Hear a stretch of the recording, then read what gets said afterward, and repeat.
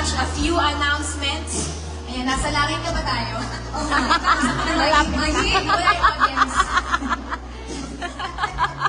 Okay, sige. Ang saya dito, promise. Conference each year, alam po natin to, that our favorite All Girls Bonding extends a lot of support to our ministries, actually.